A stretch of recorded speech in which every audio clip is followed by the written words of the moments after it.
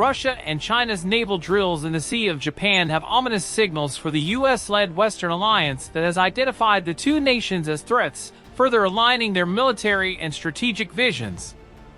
Moreover, they also reveal chinks in the military armor and weak links in the political grouping Washington is shoring up against Russia, North Korea, and China.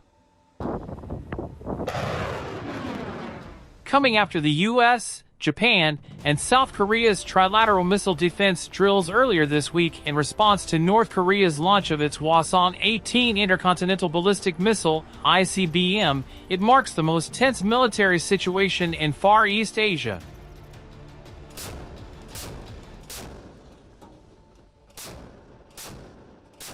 Moreover, as the war in Ukraine enters its 15th month, where Kiev has very little to show for militarily with a failing counteroffensive, it has only strengthened Moscow's, Beijing's, and Pyongyang's strategic position.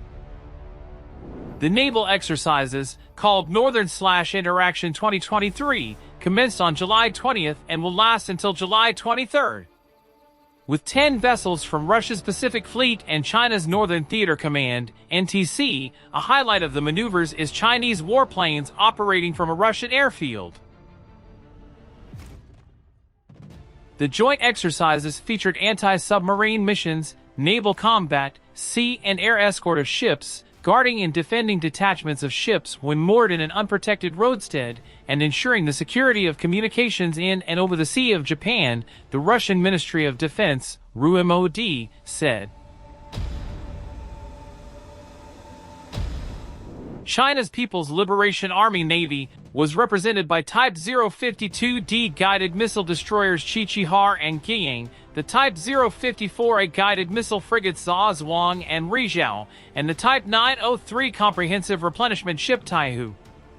These rendezvoused with the large anti-submarine ships Admiral Tribets and Admiral Panteleev, as well as the corvettes Gremyashi and Hero of the Russian Federation Aldart-Sidenzapov in the designated waters in the Sea of Japan on Tuesday after setting out from Qingdao, East China's Shandong province on Saturday.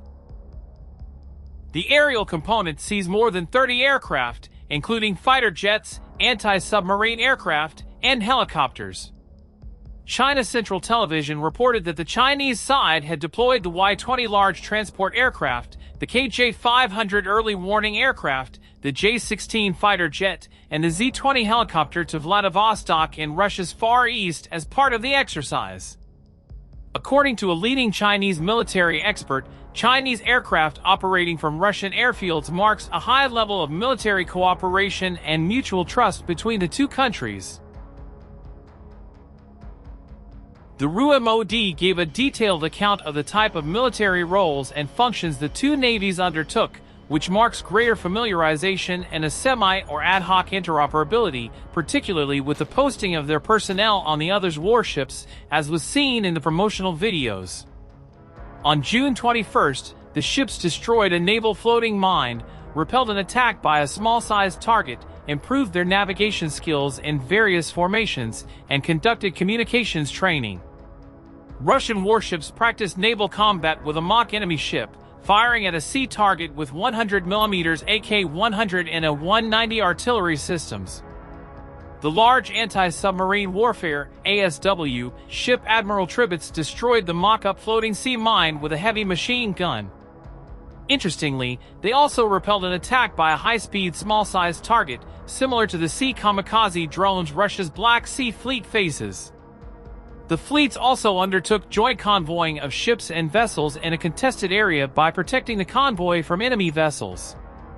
Sailors of the two countries, as part of the exercise to ensure the safety of navigation in remote areas of the world ocean, carried out sea and air convoy tasks of ships and vessels.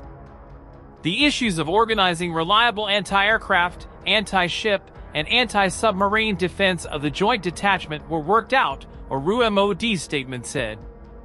According to Stephen Nagy, a regional security expert at the International Christian University, Russia and China are trying to convey to Japan and the U.S. that they are very unhappy with their cooperation in NATO and the Indo-Pacific region. They want to prove that they can achieve the same level of cooperation in the region as Washington and its allies, Nagy was quoted in an article on Voice of America, VOA. For Russia, Nagy said the drills show that they still have the capacity to manage conflicts on the Eastern Front but also provide capabilities to the Indo-Pacific region to work with China and pressure the U.S. Russia, too, is an Indo-Pacific nation, sharing the same contiguous geography in the Western Pacific where China faces the U.S., Japan, and Taiwan. The region is considered a major tinderbox that can trigger another world war because of the presence of three major flashpoints: the Korean Peninsula, the Taiwan Straits, and the South China Sea, SCS.